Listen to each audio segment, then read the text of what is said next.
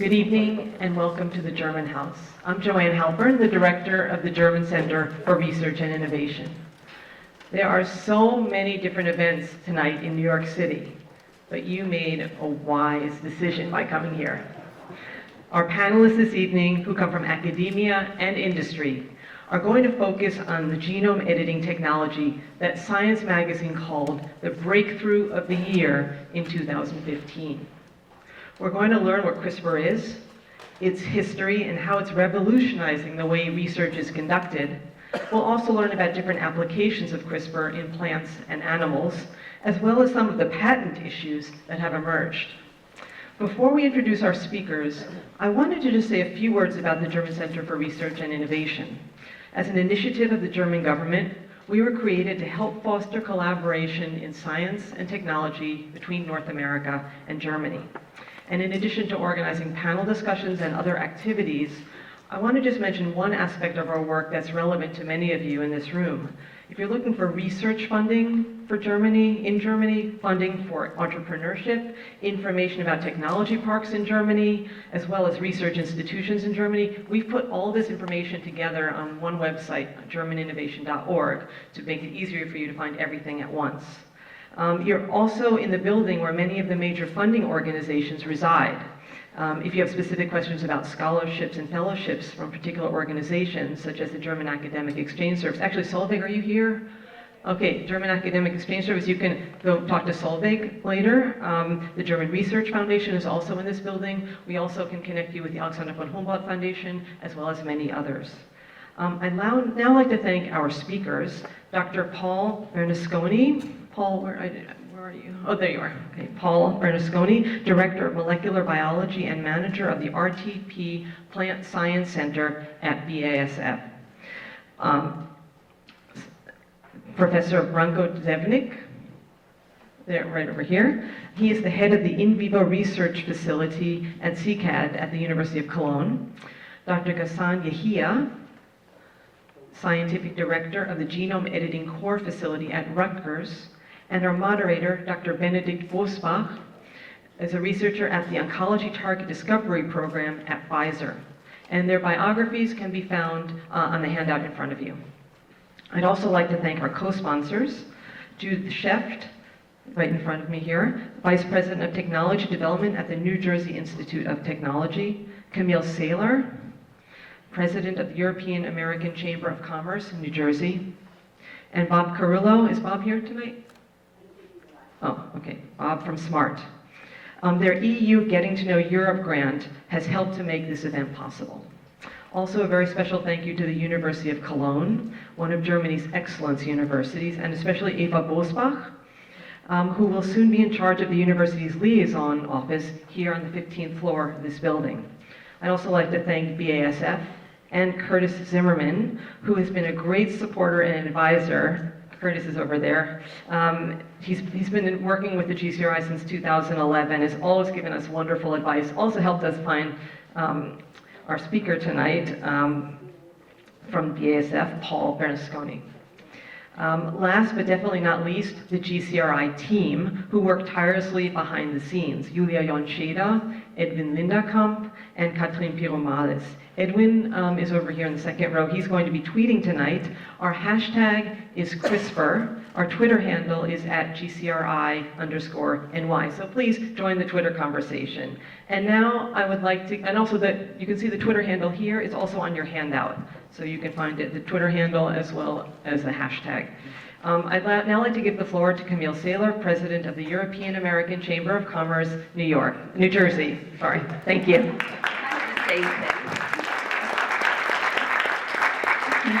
Thank you so much, Joanne. I have to say that our partnership with Joanne, her colleagues in the center, is something we value and very highly esteem.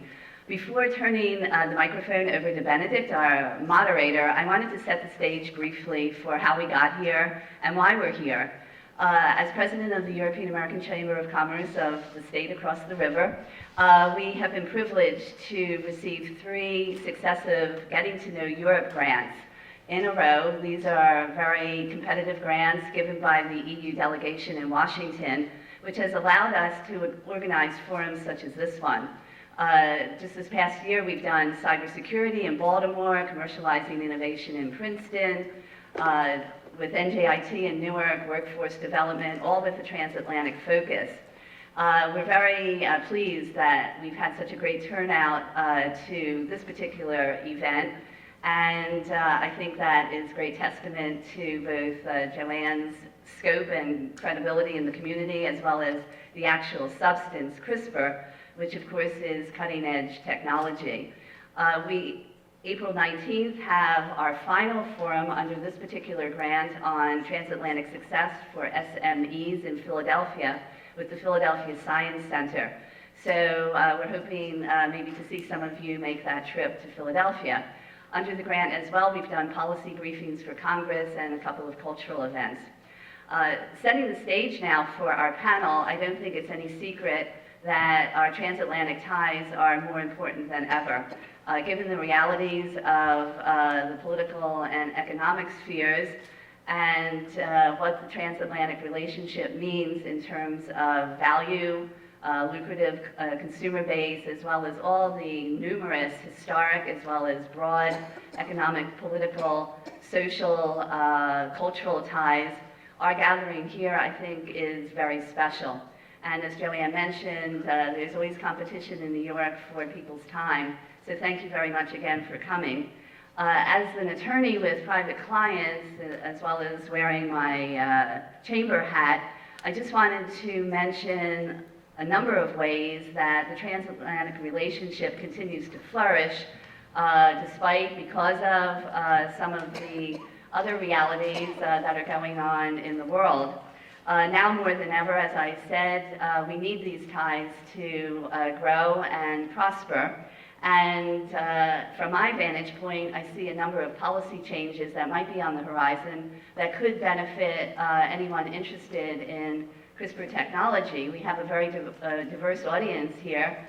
As Joanne mentioned, not only the scientific and business communities, but research, academic institutions, as well as entrepreneurs and venture capitalists. So some of these areas of transatlantic cooperation that I see happening not only at the present moment, but also offer great potential, include creating platforms and more funding for scientific and academic exchanges. Other grants that I'm involved in are doing just that, and I know the Commission is very interested in seeking out potential partners for European companies, and this is a reciprocal desire from Washington, whether it's NSF or some of the other entities that are funded by the government.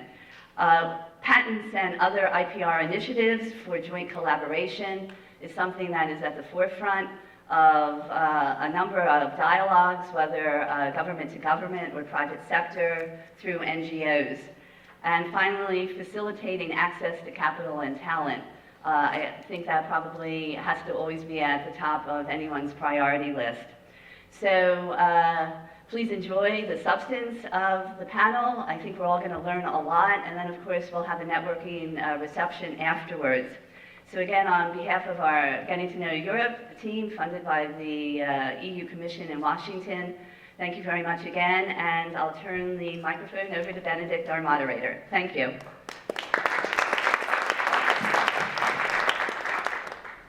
Thank you, Camille, and also from my side, welcome to the German Center for Research and Innovation here in the German House. And I want to thank Joanne for putting this all together, and it really, I think this event squarely fits into the mission of the German Center for Research and Innovation. It really showcases research done in Germany, as we will learn. Some of the research was done in Braunschweig, the initial discoveries of CRISPR, Emmanuel Charpentier. And not only Germany, but also the partners of Germany worldwide. And so this is really highlighted here. So we have people from New York, the neighboring states, we have a speaker from Rutgers, and so we are bringing together a quite diverse panel, but I have to make a disclaimer, it's a pretty male-dominated panel, but we wouldn't be here without women in science. So it's really like driving forces after the CRISPR revolution have been women, and so Branko will briefly touch on that in his presentation. And so without further ado, I want to start. We will have 3 speakers tonight and giving brief presentations. Afterwards, we will have a brief panel discussion up here and then open up the floor to your questions. And I'm looking forward to a very interactive evening.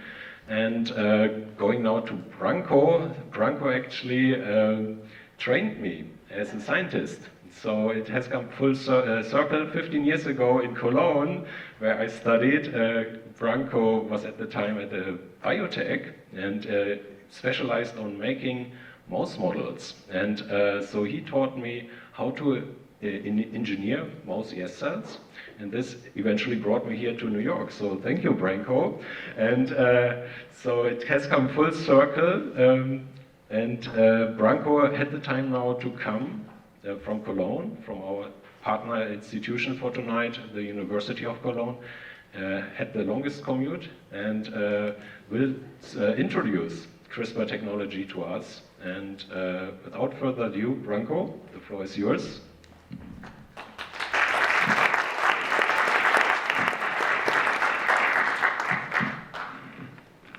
Thank you, Benedict.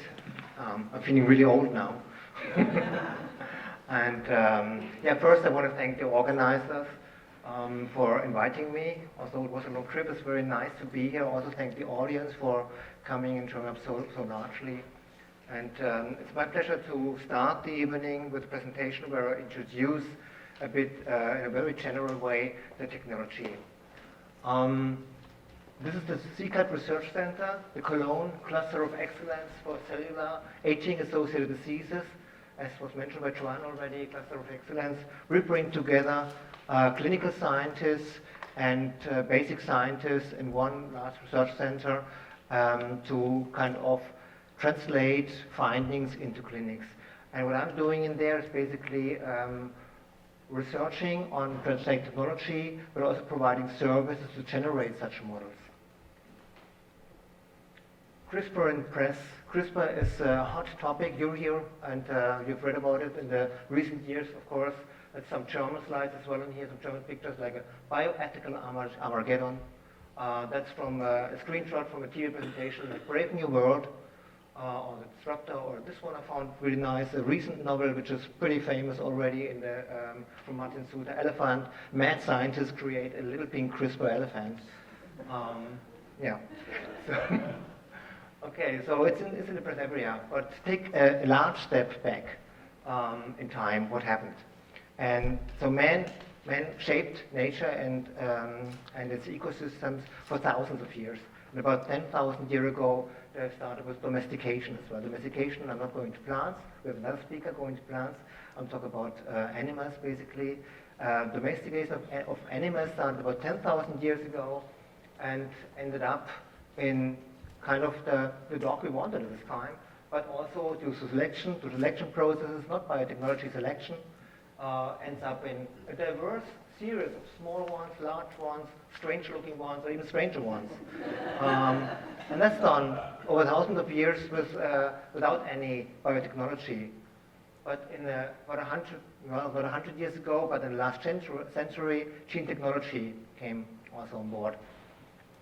The attempt of man to specifically adapt the hereditary information, using generally, very often in science, so-called model organism, in this case a mouse, and we mutagenize it and end up with a mutation, a phenotype, not knowing initially what the cause of this phenotype is. Often initially radiation or chemicals used, even nowadays, and then finding out through genetics what is the cause, the underlying hereditary mutation, the genetic cause of the mutation. That was the beginning. But then the era of random transgenesis came, and I call it random because you integrate something and you don't know where it ends up.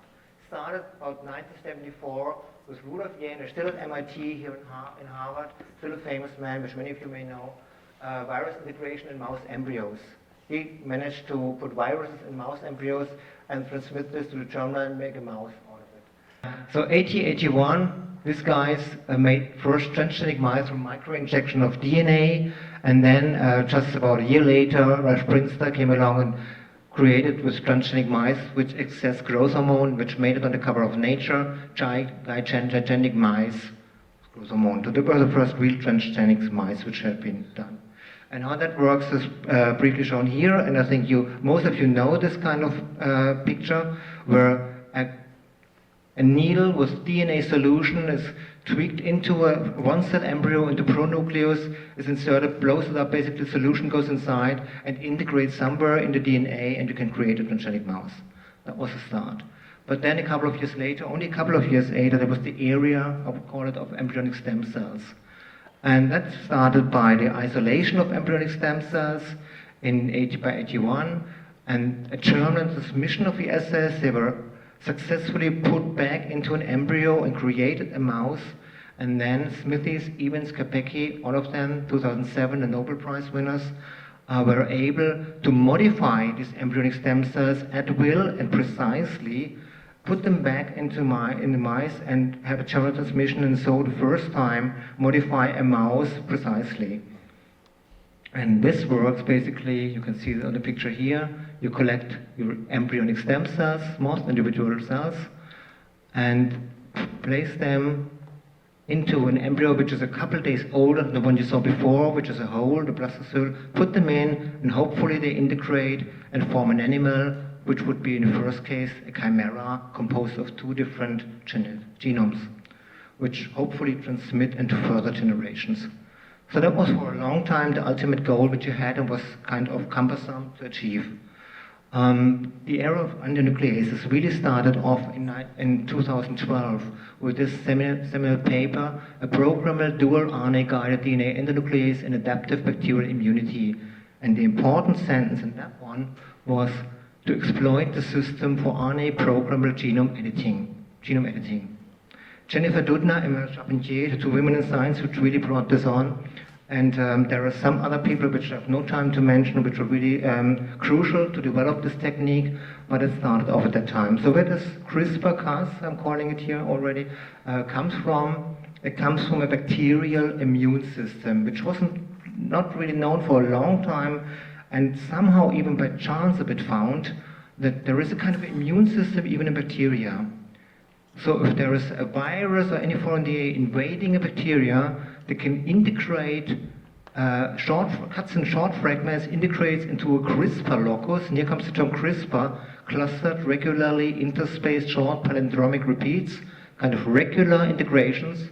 That sequence is transcribed and processed into short so-called cRNAs, and complexed then with a protein called Cas. And this complex kind of hangs around, and you have a second infection of a virus, it's recognized and it's cut into pieces. So there is a kind of immunity here. And this has been exploited for programmable endonucleases for genome engineering. This is how it looks, in a complex situation. The complex, the Cas9 protein, blue, the guide RNA, which is the cRNA, and some other sequence, which is the base pair recognition sequence, and the target DNA. It complexes and cuts. And this is then kind of in a sketch. You can see it here how it works. Again, this pinkish structure is the Cas protein. The cRNA composed of two sequences, one pairs exactly with the target DNA, and has this cRNA part, and a so-called recognition sequence, and this has all been get to come together in the nucleus and finds its target sequence, and then it's cut precisely. A site-specific DNA break.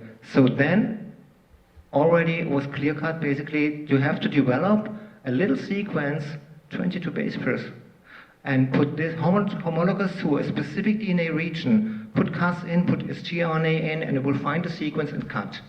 But cutting is, of course, not everything. A cut would be the end, basically, for a cell, because if the genome is destroyed, it wouldn't replicate, wouldn't work anymore.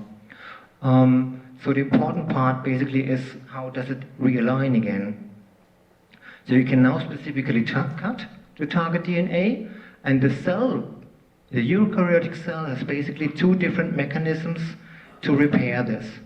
One is called non-homologous end joining, NHEJ, and it basically glues together the two parts and may create mistakes. It's a rapid mechanism, it glues together parts and creates insertions or deletions, indels, that's what it's called. Sometimes, per chance, it may be proper. Most time, it was not proper and destroys probably what has been in here. Destroys gene function, and that's a knockout. And that's what you may want to achieve. Other methods in cell, much more rare, is a homology-directed repair. And this works in that the cell, which is the gene which is cut, has a copy that may be the second allele, but in that case, if you do biotechnology, it's a donor template with a sequence in it which you like, basically. And that's repaired completely homologous. And you have no alteration at the ends, it's precise, and you can integrate something, whatever, another gene, a stop codon, some other function. It's precise but rare, it's perfect modification. So this is CRISPR-Cas in a few words, basically, and it's the Swiss Army knife for geneticists and for many people. It's both in effort, in versatility, in simplicity, and precision. And for some of them, I have some more examples. And that is time and cost, effort. I showed you about embryonic stem cells, I talked about that, and basically embryonic stem cells took 12, 15, 18 months to get a genome engineering done. I didn't even talk about the very complex generation of these DNA vectors. CRISPR-Cas, you do this with a third of the time, 3 to 6 months, with a third of the cost, usually. And you get your goal. And I put in here also some little drawbacks which exist, which should not be forgotten. It's still rather inefficient. I may have showed you this for the high HTR mutations for complex modification. We still have in our lab the embryonic stem cell technology up and running. It's produced more and more, but it's still needed for complex things. The simplicity, you have no complex targeting vector generation anymore for embryonic stem cells. You have no sophisticated embryonic stem cell culture, which remain to keep undifferentiated. You don't even have to select for the correct mutated gene. It is just there with a 10-20% efficiency in your newborns. But again, there's a little drawback. Watch out for mosaics. What are mosaics? And here I tried to show this. I showed you the injection in the one cell stage, but the CRISPR-Cas may not be active at this stage, depending on what you inject. It may only act in that stage. What happens then? You only have half of the cells mutated, and this can happen basically. And in the end, you come up with gene modifications which are rather complex to identify. And the precision, and I put in here no trace left behind. That's basically true if you create your cut mutation, your indels, which I explained to you. And the HTR mutations, you put in precise knock-ins, deletion or rearrangements. This is very important because with all the other technologies, you left some artificial sequence in for selection processes, antibiotic sequences, remaining little foreign sequences. Well, this way, and I think my colleagues may talk about this in much more detail, you don't leave traces behind. And that is also an impossibility later on to say, this has been genetically modified if you don't want that. It's basically difficult to see that, or impossible. But again, a little drawback, monitor for off-target effects. Off-target effects have been very important at the beginning. Now with the increasing preciseness of the technique, a bit less of a problem. What does that mean? Due to its smallness, 20 nucleotides pairing and cutting, you may not also cut the desired sequence. You may also cut similar related sequence in other parts of the chromosomes, which are unwanted, of course, off-target effects. But in the last years, many sequences have been screened and off-targets have rarely been found. So that may not be such a large problem. Okay, versatility is clear-cut basically. Before, I didn't point it out, the embryonic stem cell technology was really into mouse, a bit rat, maybe some monkeys even, but it's a mouse technology. Now you can do rats, you do pigs, you do monkeys, you do everything. Every eukaryote can be modified. And that's why you have this technology, and it was mentioned already, such highly disclaimed and CRISPR everywhere, basically. So, brought together in the summary, application of CRISPR technology in basic science, in food production, eradication maybe of infectious diseases by gene drive systems, I can't go into that. Development of therapeutic interventions, somatic or even germline, ethical question as well, curing cancer or congenital diseases. And there is light at the end of the tunnel for treating or curing diseases with CRISPR-Cas9. With this, I want to end and thank my colleagues in the Institute and also the collaborations in the CCAT. Thank you.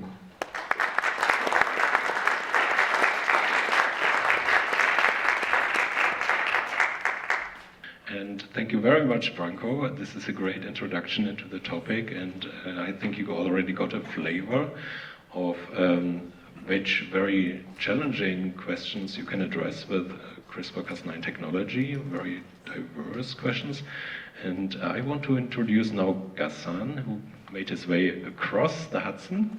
And so, depending from where you hail from, that's the good side or the bad side. So, Ghassan is coming to us from Rutgers University, is the director there of the officially the transgenic facility. Well, it's been renamed genome editing. Genome editing core facility, so it's really a revolution also in our institutes. So I used to be at Sloan Kettering. We are all now in different institutions on that bandwagon, using CRISPR-Cas9 technology really to do genome editing. And Ghassan will now highlight what is happening at Rutgers University. And thank you very much for being here tonight. Thank you, thank you. CRISPR-Cas9 technology, it's really a new paradigm, and as you heard from Branko, it's really changing the field dramatically and radically as well. I'm going to start just quickly introducing the genome editing core facility and mentioning here I have the support of the Office of Research and Economical Development and the Cancer Institute of New Jersey. I'm mentioning this just to highlight the importance of a great institution, a big institution like Rutgers, to make sure this technique is available to its researcher and they can use it for their own research, biomedical research as well. Again, I apologize for my voice, trying to do my best. So, since the event of CRISPR-Cas9, the whole way of thinking how to create genetically engineered, modified animals has completely changed. And the idea is we need a different way of doing it, and we need to incorporate CRISPR-Cas9 in our in this facility, in genome editing technology. The first paper appeared in 2013. Sorry, by Fang's lab. I'm trying to find the, here we go. By Fang's lab and Janis Rudolph. Janis is still in the field since 1974. And the idea is, as been introduced earlier, that the injection happens directly in the zygote, in the embryo of the mouse. So the modification is happening in the embryo, and this embryo is becoming the mouse. So the modification is happening in this animal right there. We don't need embryonic stem cells, which opens the fields to other species, as again mentioned by Branko, not only the mouse or the rats. And that's again the revolution behind it. So we decided to move on and use this technology in our hands, and the genome editing core facility was established since its inception, 2016, mid-2016. We're already generating 25 CRISPR-related projects with animal models, precise modification in less than a year. This has never been done before. It's really revolutionizing the way how we make this animal, really. And these animals are available for our scientists to study them in different biological processes and modeling human diseases as well. So the way we do it, how do we do it in Rutgers? There are several ways to introduce CRISPR-Cas9 into the mouse embryos. And again, I want to remind you that CRISPR-Cas9, it's kind of scissors, and you are programming them. We can program them to tell them exactly where to cut in your genome.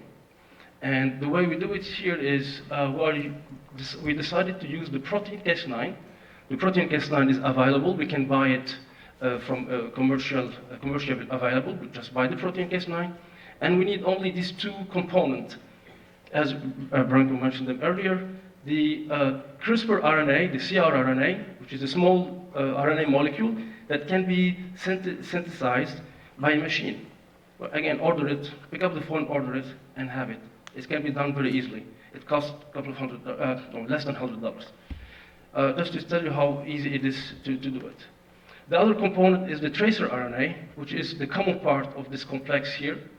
And we buy it as a bulk and we keep it. The only thing we need to change is the sequence that is right here, the protospacer, and that's going to dictate where the Cas9 is going to bind on the genomic DNA and where it's going to cut once you find the PAM, the recognition site of the Cas9. And then the Cas9 is going to cut exactly the genome where it is. And this cut, again, as Branko said, this is the important part. The Cas9 is going to cut the DNA. Once it's cut, the cell will decide what to do with this cut. I'm going to fix it. The cell cannot survive with its genome broken in the middle.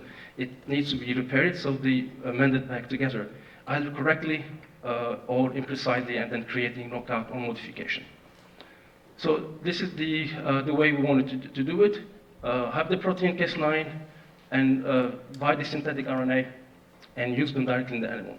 But before moving to the mouse, we tried to test them first, because not every CRISPR RNA would work in the mouse. We test them first. And the same component of the CRISPR that we are buying can be tested directly in the cells. And if they work, we move on to the mouse and use them inside the mouse. And so this technique that I'm talking about, that is called the ribonucleoprotein, it's being used for the first time in the paper published in 2015. Oops, not long ago, 2015. This is really yesterday. And they are able to inject this protein and the synthetic RNA inside the embryo, and they were able to introduce large DNA modification inside the genome of the mouse, as are highlighted here. So we decided to go ahead and do it. The synthetic RNA are designed. We follow a certain rule to design the synthetic RNA, where to cut, where to choose the site. They are tested in vitro. They are tested in vitro, and if they work, and we know they work, we move into the cell, into the mouse, and we inject them directly inside the mouse. So, sorry. That's the protein. The two components, CRISPR RNA, tracer RNA, they are mixed in the tube, and 10-15 minutes later, the complex is done and are introduced into the mouse embryo. The way we introduce DNA, DNA is my old school. The way we introduce the CRISPR Cas9 here, the complex, is by microinjection. So the DNA, again, that's the old school. I used to teach this class to students, so I'm stuck with injecting DNA all the time. So we are injecting, in that case, the ribonucleoprotein complex, the Cas9, the synthetic RNA, directly in the nucleus. And that's where the genome of the mouse is located, inside this pronucleus here. This is one cell embryo, mouse embryo, fertilized embryo. So this embryo here is going to develop and make the whole animal. Any modification you are doing at this stage, the resulting animal will contain the same modification. So the whole animal body will contain the same modification that occurred at this stage, at this level, right? Once they are injected, we transplant them into female to carry them to term, and very often the cut with Cas9 happen there, and it's very efficient. We have success. 90% of the animals that are born, 90% are modified. The cut occurs in them, and it works very well. I just want to mention, I want to take advantage of this picture here to mention so the cut occurs in the genome, but we want to introduce a very specific mutation or editing. We want to edit the sequence of the DNA. In order to do it, the Cas9 doesn't know how to do it. We have to provide a DNA template. We call this donor DNA. And on this DNA, there is the sequence that we want to incorporate inside the genome. So once the cut is done, within this mixture of injection, we have the template DNA, the donor DNA, that contain our modification. So how it works, just maybe a quick description here. That's the Cas9, that's this double-strand DNA. The cuts occur here, right next to the PAM. Apparently, according to Richardson from Jacob Korn lab, one strand of the DNA lifted up. So this DNA here is single-strand DNA. You know, the DNA is double helix. There are two strands of DNA binding to each other. This strand is up, it opens. And this exposed sequence here is used, in our case, is used for the oligoprimer, for the DNA to bind to it by complementarity. And then the DNA that we give will be used as a template to fill the gap, and hence introducing the mutation. This was described again by Richardson in 2016 using this asymmetric donor DNA. These donor DNA, again, are synthetic. A machine can make them. It takes 2 days, you order them, they come back, and you can use them by injecting them inside the mouse. Very easy, simple, and fast. So this is how it works. This is the strand that is exposed after the cut. This again the DNA cut, the genome DNA cut, exposed. The donor DNA that is introduced contain, here illustrated by the star, the modification or the mutation that you want to introduce in the genome of the animal. This exposed a 3' end, in biochemistry, will be used to extend the DNA and synthesize the DNA, incorporating this information. And then the whole information becomes part of the genome of the mouse. That's how it gets integrated inside. I'm going to give you an example here. In the examples that we have done for a gene called NOX4, the sequence that is right here, we want to modify it in order to have the tyrosine, which is an amino acid of the protein NOX4. We want to change it to an amino acid that is called aspartic. It's not here, but we are changing the TCA, in that case is the AGT, to a C. So this is representing the insertion that we want to do. Again, it's one nucleotide change, and that's exactly the nucleotide that we want to introduce. This nucleotide to introduce it used to take a year and a half, as Branko was saying. And it's happening right in the nucleus of this oocyte, of the zygote. So the mutation is here, it's synthesized, DNA synthesis, it takes the mutation, and then what's happening next, we don't know exactly the mechanistic, how it happened, but this newly synthesized DNA is integrated in the genome of the egg, of the mouse. So the resulting animal, resulting from this animal, all of them will contain this modification from this mutation. And this is again the example of NOX4, the gene that we modified. This test, if you see the two bands here, this represents that there is something happening in the genome at the site where we are trying to modify. Out of 22 animals that were born, 20 out of 22, 91% have a modification that occurred in the genome. Again, this is one shot, like 3 weeks later, 5 weeks later, we were able to get this information from the time we injected this DNA, this ribonuclear protein. And among these animals, we tried to check if the modification that was introduced, Y to D, is there. And very often, to make it easy for us to screen the mice that are born, which one has a modification, because there is no phenotype, you don't see the phenotype outside. We have to check the genotype first. And in our case here, a restriction enzyme, a way tells us the modification is there or not. These two bands here indicates that this modification was precisely introduced inside the genome of these mice. 22 pups, 14 of them, 64%, they have the tyrosine modified to D. Nature took millions of years to get to this point. We were able to change it in a couple of weeks. And that's what is that's the revolution behind the Cas9 technology. And just to confirm it one more time, we took all these DNA sequences, all these DNA fragments, and we sequenced them to make sure this is true what we're seeing. Again, in science, we don't believe one test. We try to count on several tests, and that's the sequencing. And the modification is here, right? Exactly where we are expected to be.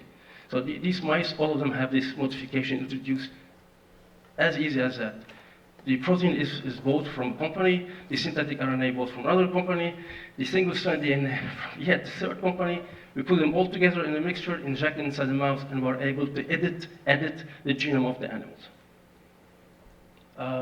Other modification appears as well, but most of these G's here are there. Sometimes you have errors here and there that are happening as well, which could be useful because these create what we call a knockout. You knock out the function of the gene. They can be useful as well to study.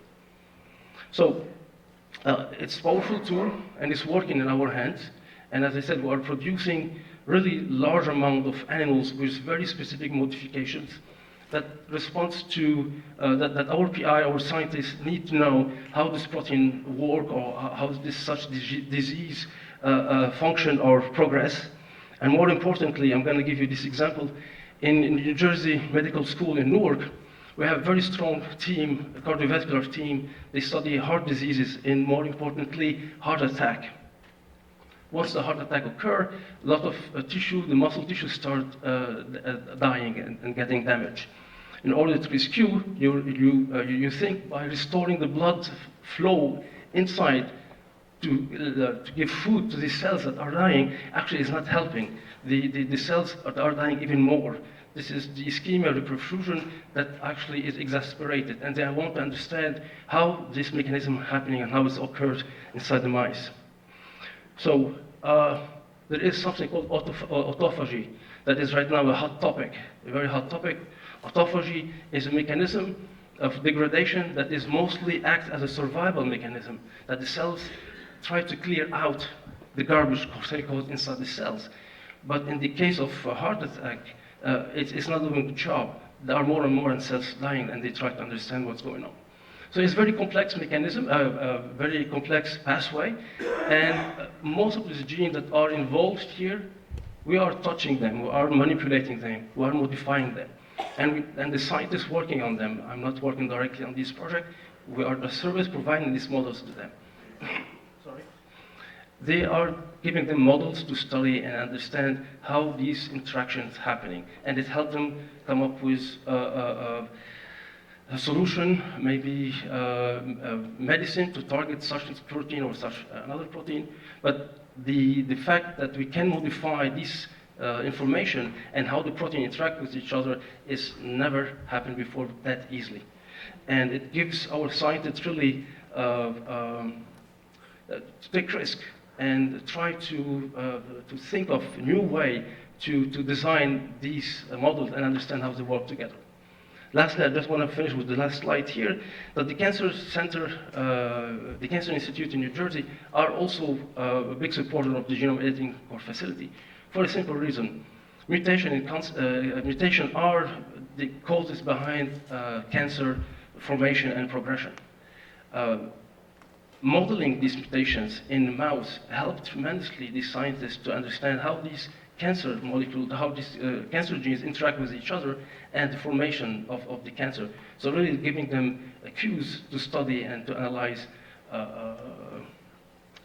This is just to show you that most of this mutation, this is analysis done in 2007, but these mutation, whole genome analysis are often few nucleotide, 2, 3 nucleotide, and we're able to do this modification very easily inside the animal. We can change up to 5 nucleotides really easily without any problem. And I would like just to finish by this. Yeah, this is the consortium, the catalog of somatic mutation. There are a lot of mutations in cancer that are found there. And you are creating more and more animals. We just need people to study them now. And we're producing more data than we can handle sometimes. But it's important, and the challenge is using it wisely and dissect, literally, genetic dissection of the molecular mechanism at the level of the cell. And I'm going to stop here. I would like to thank, of course, the microinjectionists. They spend hours and hours injecting embryos to produce this large amount of information. Thank you very much. I'll stop here.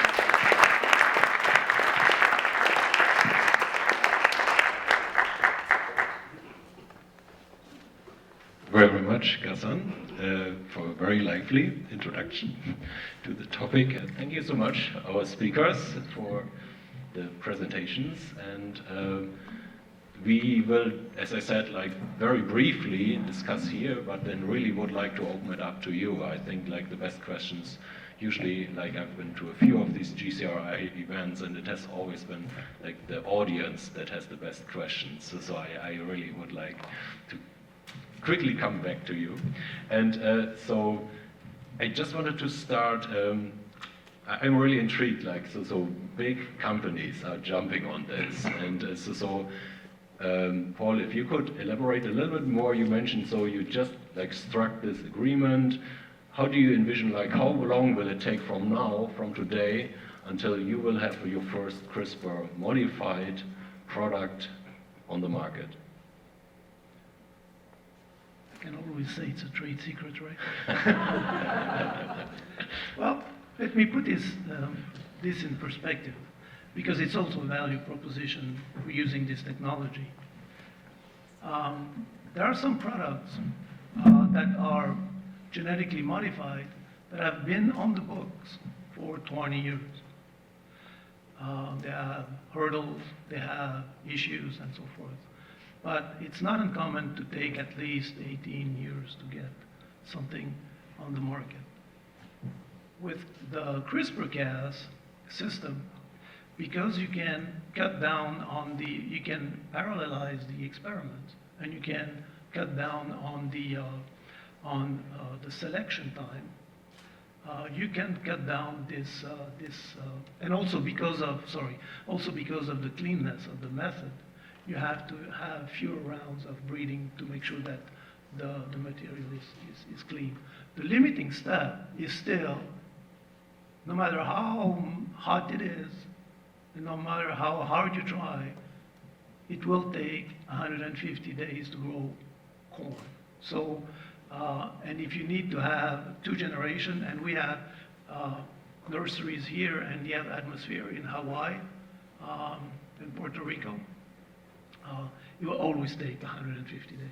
But I think it's fair to say that I just mentioned Calyx, it took them about 4 years to go from the idea to something that is very close to launch. So we expect to cut the time in hopefully half, if not more. Yeah. So and then I thank you for another factor that besides time would become clear, I think, is also numbers. How many transgenics can you make in a given time? And I found that very fascinating in your presentation, Branko, that you said, okay, usually we do 1 or 2 mouse transgenesis projects, and now you did, like, say, 7 at the same time. Is that roughly the ratio that you see at the moment, that you do, like, instead of 1 project, 7 to 10, or where do you see, like, now the speed factor in this, the efficiency factor, in terms of going after these very complex genetic diseases that are really have been puzzling the field for decades now? So I think the generation of the mutants, these for simple mutations, is not the time limit anymore. It's not the limit anymore so much. You can do them rather quickly. It's determined by your staff, basically, how much they can do, how much you can handle.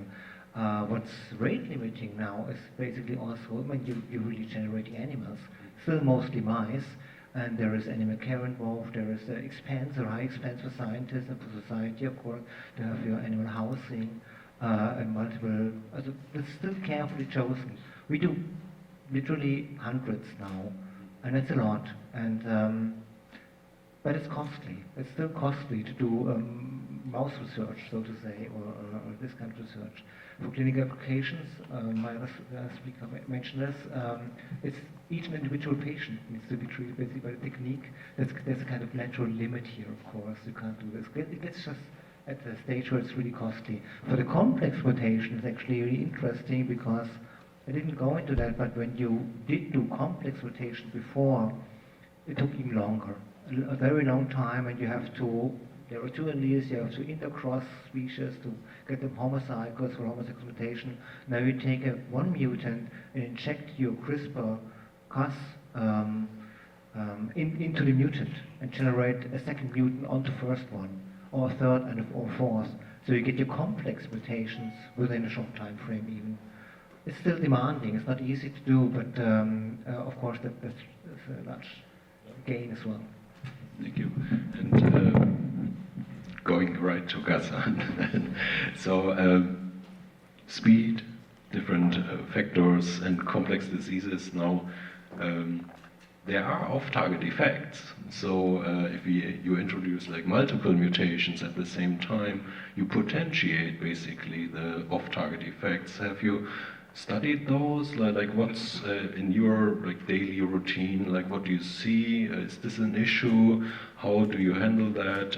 It might not be so much an issue perhaps in a research setting, but then if we actually think about making drugs out of this, making new plants out of this, where do you see there the main hurdles? Yes, so the off-target, is it on? Yeah. So the off-target is sometimes the Cas9 doesn't cut exactly where we want it to cut. It can go and cut a sequence that is similar to the CRISPR RNA that we give it. So that's the off-target. Sorry, I'm gonna bring it here. So in the case of the mouse, most of the off-target that we try to analyze are, we run them through software and we take the highest hit, we try to sequence them and see if Cas9 really targeted, cut these locations that are not intended. And very often they are none. We don't do, I mean, we didn't do, at least in any of these cases, is this, the deep sequencing, the whole genome sequencing, we never done this. But the advantage, at least we have in the mouse, if a mutation occurred on off-target, we can always cross it out. We can read it and cross it out. That's not an issue. It becomes an issue if you have cell lines and you want to modify cell lines. We cannot segregate it out. We cannot, cells don't make babies, so we cannot segregate this chromosome out. The mutation will stay there. But there are ways to go around it, and I'm sure you know about the nickase Cas9. So this is several, Cas9 is the original protein, and several proteins that are derived from the Cas9 are being made to improve the efficiency and to reduce the off-target of of Cas9. So this nickase cuts only one strand of the DNA, and it needs two guide RNAs, two CRISPR, in order to cut one location. So the two need to be done in the same place, the same location. So we did use the nickase in one of our cases, and it's not as efficient. It's not that, so the efficiency definitely drops. It's the major issue when it comes to gene editing, is this off-target effect of the Cas9. And there is a risk once you move to therapeutic, which is not my domain, but I believe the off-target is real. It probably is not as widely spread as once we thought, but it's there. It's still there, yeah. Okay, great, thank you. In the interest of time also, so we will have a reception to follow this event downstairs at around 8 o'clock. We would conclude and invite you then to come downstairs for some drinks. I would like to open this to the audience. If you could please say your name and your affiliation, and then who you want to address on our podium. Thank you.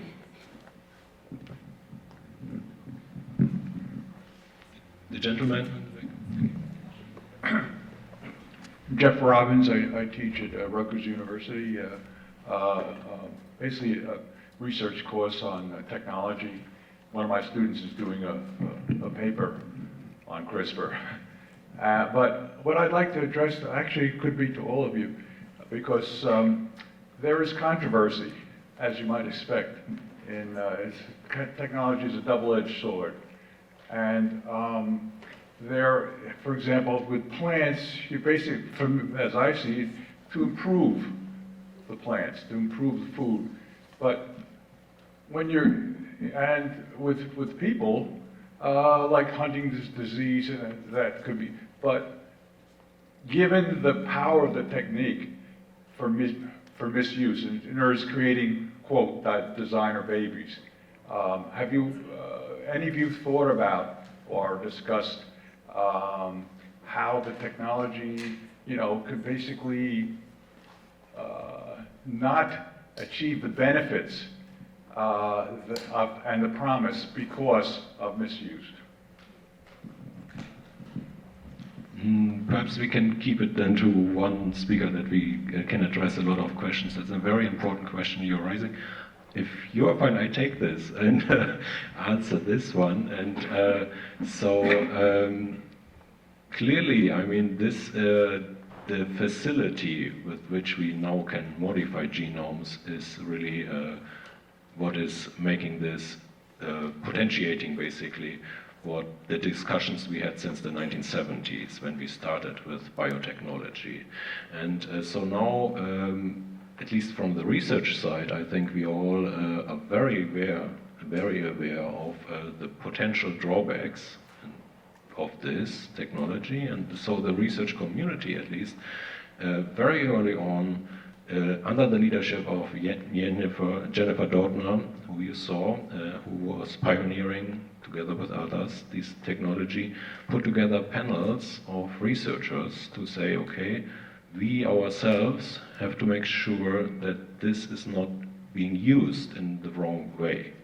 Sure, that can be just idealistic, and it's all up to all of us that we end up using this technology in the right way, but at least there's the common, very deep understanding and common ground to say, okay, we put a moratorium on anything that would touch the human germline. So that is at least in all, across the board, all the countries that I know, a no-go right now to say, okay, what you refer to, create designer babies. And so it's really about more, where can we make better use? And I think really what so far I've seen in a lot of academic but also industry facilities is it's more accelerating the research part and not so much yet the applications in plant science, in patients. So that's down the road. And so it's really also evenings like this one where we can all together, like from our side, try to get messages across, but also incorporate then also your feedback, and that we have a dialogue about this. And so starting basically this dialogue, I'll take the next question. Hi, William Grassi. I'm curious about how CRISPR is affecting your data requirements and computation requirements, and if that might become a limiting factor.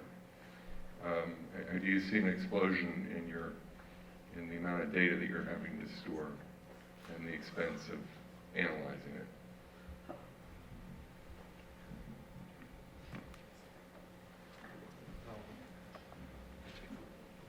So on, yeah. To answer your question, for the service itself, like us who generating the mutants, it's not that demanding on computational tasks. But if you go off targets have been mentioned several times, the whole genome sequencing, of course, if you want to really find out what happened in the genome, then you have, of course, more bioinformatics involved and more. And generally, I would say that increased a lot. But not only with CRISPR-Cas, but nowadays you need, of course, huge informatics power to tackle your research. But not so much, I think, with CRISPR-Cas itself, the technique itself. Do my colleagues think differently? Maybe I answer this question in a different way. Because of what you can do with this type of technology in plants, and because of the limitation that we want to stick to what's in the plant, and I mentioned the wide variety of corn germlines that you can tap on. Some of them are more drought resistant, some are more whatever, they have all different characteristics. It's not so much the obtention of the data with CRISPR-Cas, but it's how you get what you need to change. CRISPR is just a tool. If you don't know what to change, it's useless. And more you will see big companies, at least, doing this genome-wide association mapping, where you look at characteristics that go with certain SNPs, and then use this SNP to be recreated in the germline of interest. that's what generates a lot of bioinformatic requirements.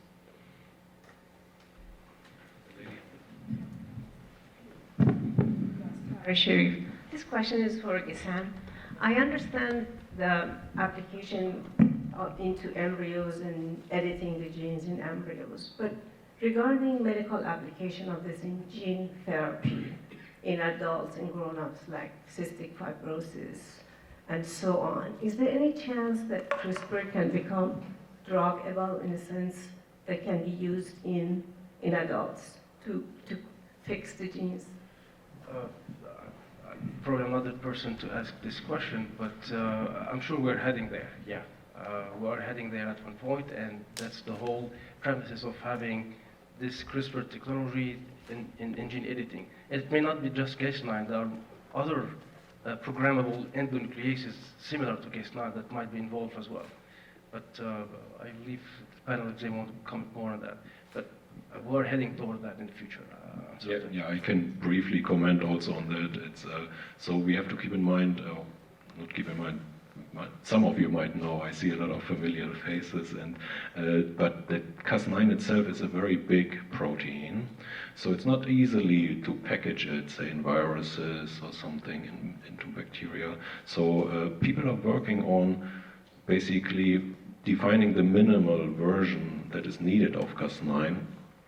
And so that could further then accelerate these approaches. And then one day we might be able, so people say Jennifer Doudna's lab and others already have found ways to make Cas9 more precise so that you have less of these off-target effects that we talked about, but then also make it smaller so that we can hopefully one day, as you said, deliver perhaps a virus carrying this Cas9 protein to the site of damage. Is it an organ? Is it a certain cell? It might be that we can deliver targeted therapies to tumor cells, things like this. So there's a whole wide range of possibilities here, but these are really early days, and so it's really up to us, like, to come up with the ways how to use this technology in very, very different applications.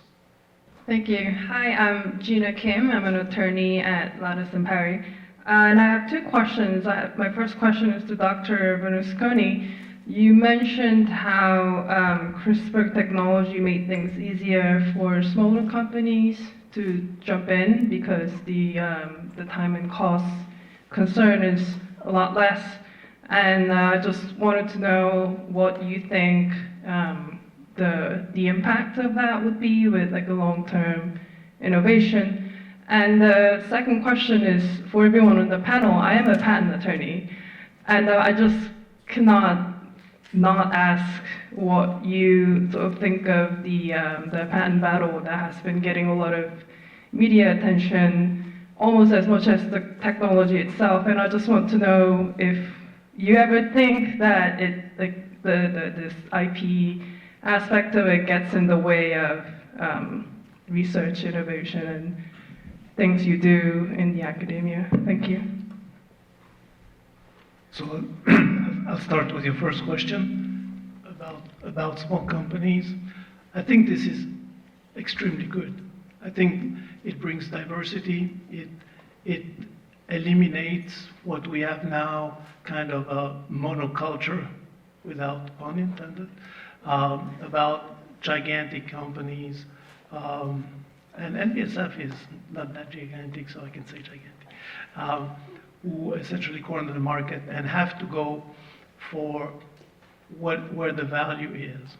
So it's good for the diversity, but it's also good for a lot of food and vegetables that usually don't get the attention of the big companies. Nobody at Monsanto or our colleagues will put money in changing avocados. There is no money to be made in avocados because it's not big enough. There is not enough.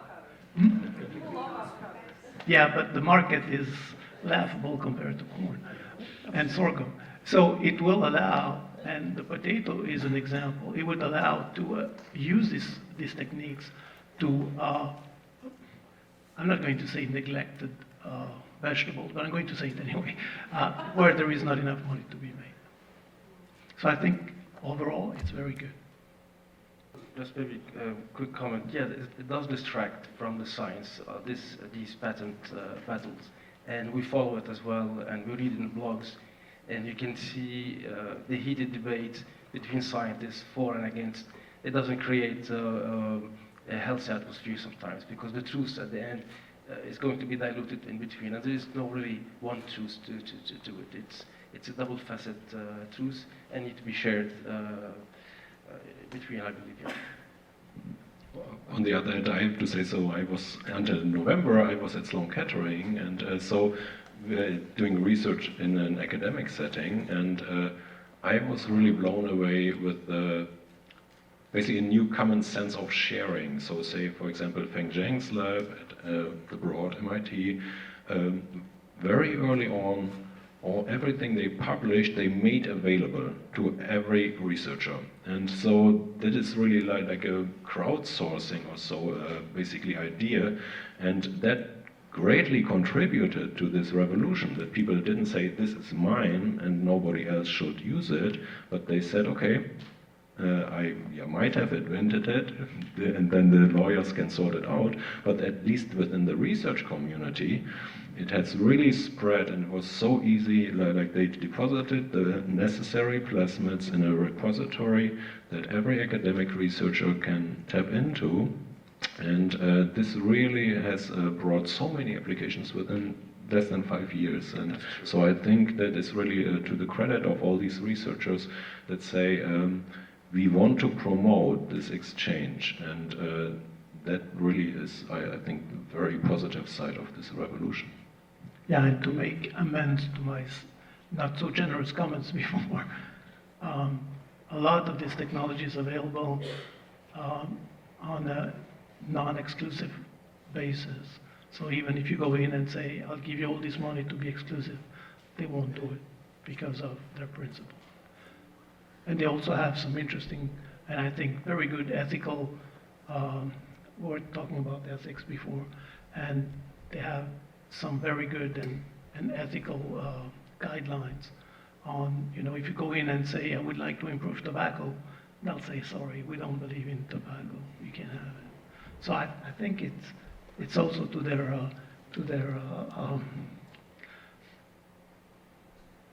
I think it's an amazingly positive way of disseminating this thing widely.